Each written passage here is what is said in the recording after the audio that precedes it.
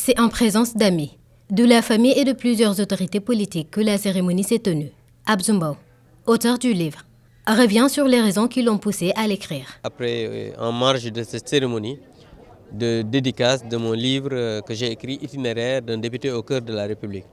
Je l'ai dit dans mon propos liminaire tout à l'heure, j'ai écrit ce livre d'abord pour partager avec les populations mon expérience, parce que je pense que c'est important quand on pense qu'on a une expérience qu'on peut partager avec les autres, parce que de le faire. Tous nous savons que le député est stigmatisé au Sénégal, on ne sait pas ce que le député fait, on ne connaît pas le travail du député, donc c'est important pour moi d'expliquer aux populations comment voter une loi, comment l'examiner en commission, en plénière, comment on fait des commissions d'enquête parlementaire, comment on fait des levées d'immunité parlementaire, bref, comment se structure le travail du parlementaire pour partager cela avec le grand public. C'est ce que j'ai essayé de faire dans ce livre. Parmi les thèmes qui y sont développés, le vote des lois à l'hémicycle. Mais absolument, je l'ai dit, il y a 196 pages avec des annexes parce que dans le livre, vous pouvez trouver toutes les lois qui ont été votées de 2012 à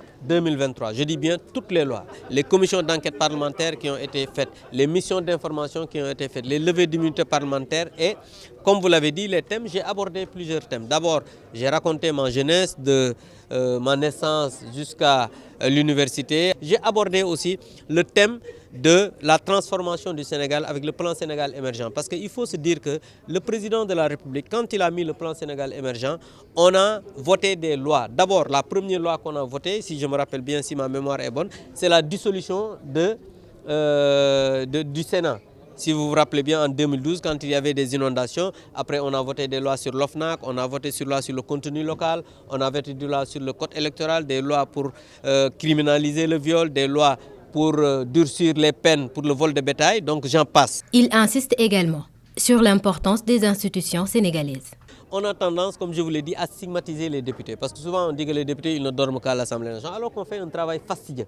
C'est pourquoi j'ai voulu écrire pour montrer que le député est bien au service des populations. Je leur ai parlé pour leur dire qu'il faut croire en son destin et raconter ma vie pour leur dire que croire en soi et se dire qu'on peut demain obtenir par exemple ses objectifs, que ce soit politique ou non, mais en croyant en son destin, en se battant. Donc voilà un peu ce que j'ai voulu partager avec les jeunes générations. Pour finir, il recommande aux Sénégalais d'aller lire le livre pour mieux cerner le travail important qu'abattent les députés pour la société.